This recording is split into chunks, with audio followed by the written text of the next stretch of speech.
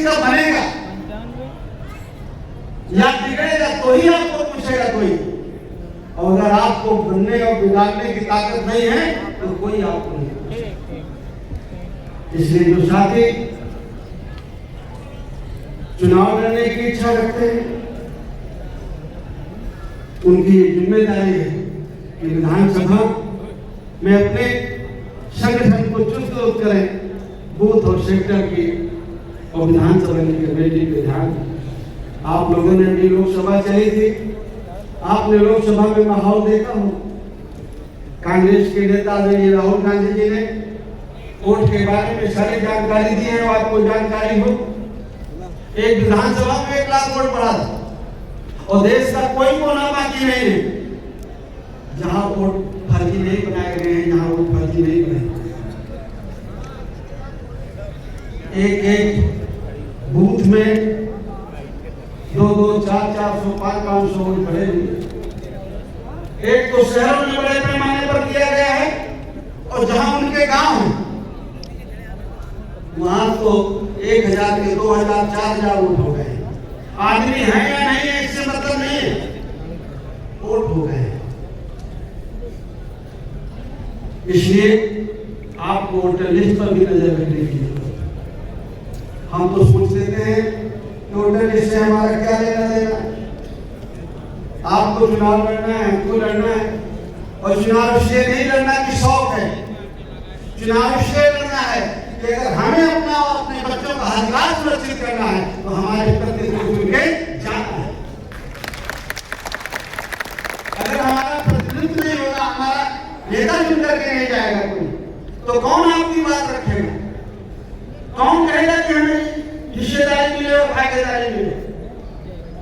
Reservation कोई सरकारी नौकरी का मामला थोड़ी, आरक्षण कोई सरकारी नौकरी भर का मामला थोड़ी है।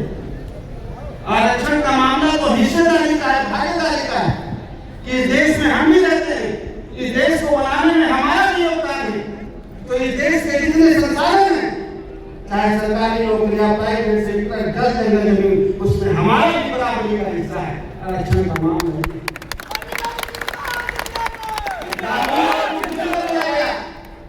कानून का रूप इसलिए दिया गया कि हमारे लोग पढ़े नहीं।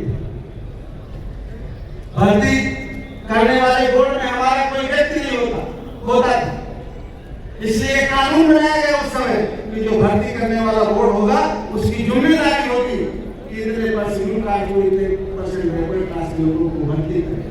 लेकिन उन्होंने नई तरकीब निकाली, 3 बार जगह निकालते हैं, कहते हैं कोई होशियार आदमी है नहीं, कोई कायदे का पढ़ा लिखा है नहीं, तो 3 बार फिर कर देते हैं और 4थी बार फिर अपना आदमी भर देते हैं। उसका भी रास्ता होने लगा। इसलिए जब तक हम अच्छे शिक्षित नहीं होंगे, हमारी पढ़ाई नहीं अच्छी होगी, तो नेता भी अकेले कुछ नहीं कर पाएंगे। इसलिए हमें पढ़ना भी है और पढ़ने के साथ साथ जो हमारे बच्चों को शिक्षा दी जाती है, राजनीति तो बहुत बेकार चीज है जिसके पास कोई काम नहीं। बाबू जगदेव प्रसाद अगर राजनीति बेकार होते तो पटना विश्वविद्यालय से पढ़ करके राजनीति में जाते हैं। हमारे जितने पढ़े लिखे बुद्धिजीवी लोग अपने बच्चे को 4 कमरे के अंदर बंद करके कहते हैं कि तुम पढ़ो, राजनीति तो लोफर लोगों का काम है, जिनको कोई काम नहीं मिलता वो राजनीति करते और जाते वो भी नेता के पास। अपने नेता को, अपने बेटे और बेटी को राजनीति के बारे में जागरूक नहीं करते। जो आपके हक हिस्से का विरोध करता है, 10वीं का पढ़ने वाला बच्चा वो जानता है कि इनको नहीं मिलना चाहिए, सड़क पे खड़ा हो जाता है, गाड़ियों में आग लगाने लगता है। और जिसको मिलना है उसको एमए किए लड़के को, पीएचडी के लड़के को, डॉक्टर इंजीनियर के लड़के को पता नहीं कि ये मिशन हमारे फायदे का है। इसलिए जो संघर्ष हम कर रहे हैं उसके बारे में हमारे बच्चे को भी जानकारी हो, हमारे बेटी और बेटे को भी जानकारी होनी चाहिए, हमारी पत्नी और हमारे पति को, हमारे माँ को भी जानकारी होनी चाहिए। ये संघर्ष करने के लिए आप आए हैं जो बाबू जगदेव प्रसाद की शहादत में आप इकट्ठे हुए हैं, मैं जानता हूं कि जब हम घर से निकलते हैं तो हम शादीशुदा हैं तो हमारी पत्नी को अच्छा नहीं लगता, हमारे माँ बाप को अच्छा नहीं लगता, कहाँ जा रहे हो, बेकार में घूम रहे हो। उनको ये पता हो कि किस लिए गए हैं।